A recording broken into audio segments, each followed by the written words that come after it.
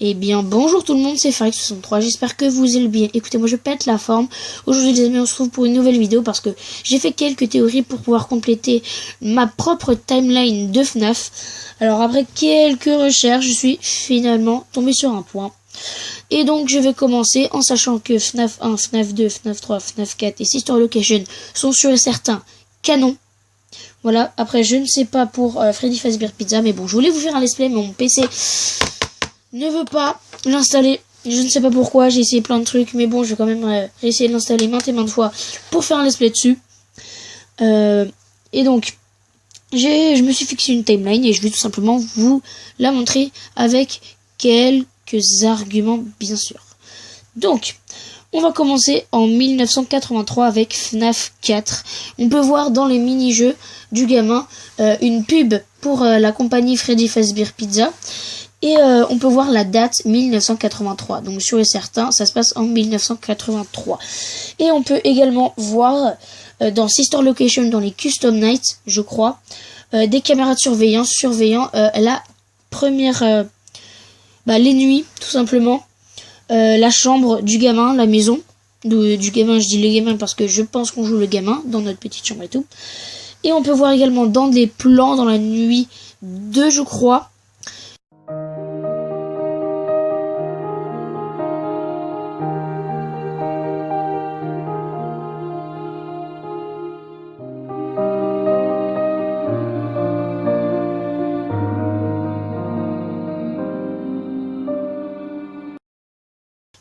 Qu'on doit refaire le système manuellement. J'ai joué un peu, mais bon, pas vraiment un petit peu, mais bon. Et il y a des plans, et il y a, j'ai remarqué, beaucoup de personnes l'ont remarqué, il y a tout simplement des parties qui seraient la maison de FNAF 4. Après, nous avons en 1987 FNAF 2, tout simplement parce que déjà il y a la morsure de 87, et j'ai réussi à prouver que ce serait Mangle qui l'a causé. Donc ça fait un premier argument. On peut ensuite voir sur la fin de la partie qu'il y a marqué tout simplement 1987. Et nous pouvons également voir la paye qu'on reçoit. Voilà. Et donc on reçoit 100,5 $. Et donc si on fait un petit calcul, 100,5 divisé par 5 parce qu'il y a 5 jours, ça nous donne 21,1 et divisé par 6 car à chaque fois c'est 6 heures, et bien ça nous donne 3,35 et 3,35 est le salaire par heure en Amérique en 1987.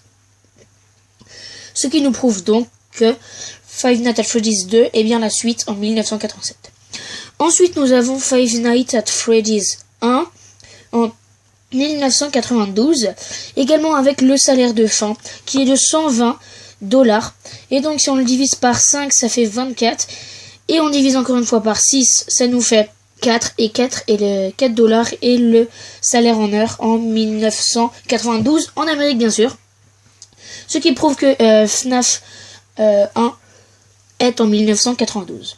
Ensuite, il y a FNAF 3 qui vient, le tout dernier de cette incroyable série de jeux, qui vient en 2022.